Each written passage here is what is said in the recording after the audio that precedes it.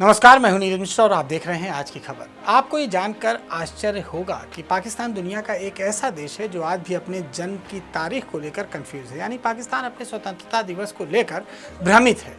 पाकिस्तान के विद्वान इस पर किताब लिखते हैं। वहाँ के समाचार पत्रों में ये सवाल उठाते हुए कई आर्टिकल लिखे जाते हैं कि पाकिस्तान का स्वतंत्रता दिवस 14 अगस्त को होना चाहिए या 15 अगस्त को होना चाहिए। जरा सोचिए, वो देश कैसा होगा और उस देश की स्थापना करने वाले लोग कितने अज्ञानी होंगे जिन्हें यह भी नहीं पता कि उनका स्वतंत्रता दिवस कब होता है।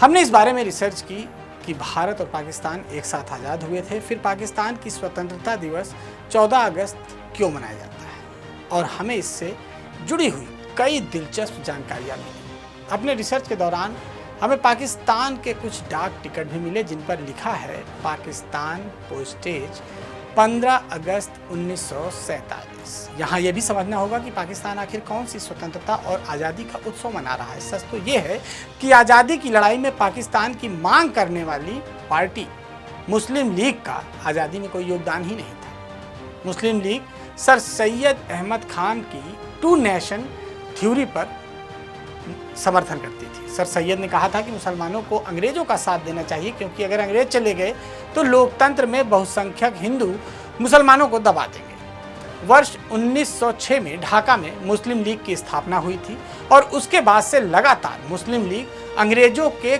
कदमों में सिर झुकाती यानी सजदा करती रही।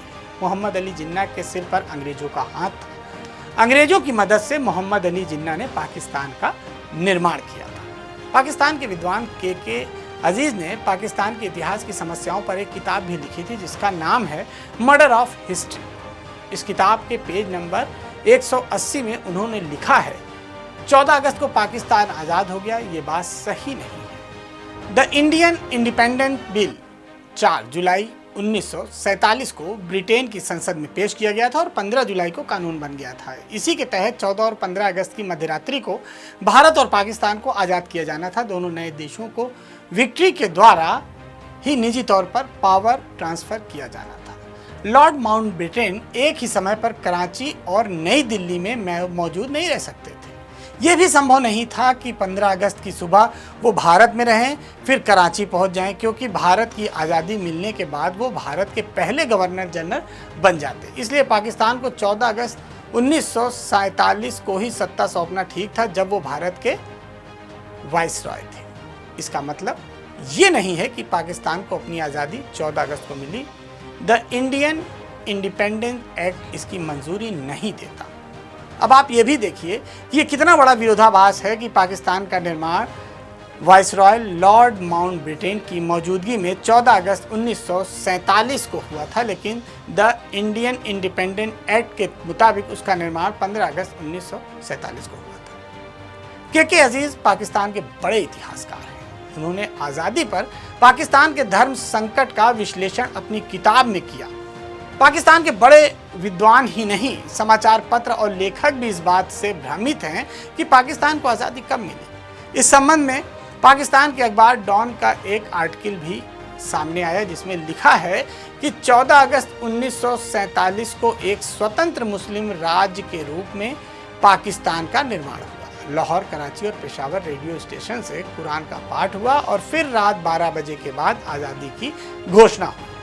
पाकिस्तान की जनता का नाम मोहम्मद अली जिन्ना का एक बधाई संदेश ऑन एयर किया गया। ये पाकिस्तान बनने के बाद स्वतंत्रता पर जिन्ना की पहली रेडियो स्पीच थी। रेडियो पाकिस्तान के पूर्व उप निदेशक अंसार नासरी ने इस भाषण का उर्दू में अनुवाद किया था।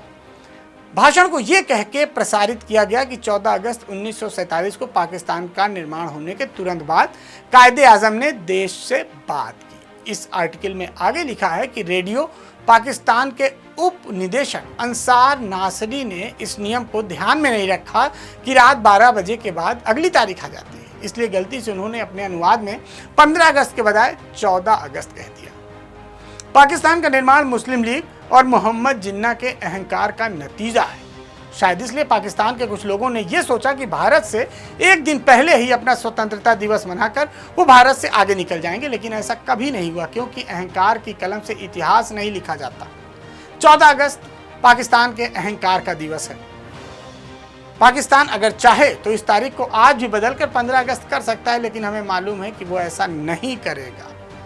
तो एक ऐसा देश, ऐसा मुल्क जिसे अपने जन्म की तारीख भी नहीं पता, अपने तारीख को लेकर वो कंफ्यूज है, ऐसा देश लगातार भारत पर आतंकी हमला कराता है, लगातार कश्मीर की मांग करता है और कई बार अपने मुंह के खाने के बाद भी बार बार इस तरह की कायराना हरकत करता है वो देश जिसे अपना जन्मदिन भी नहीं पता।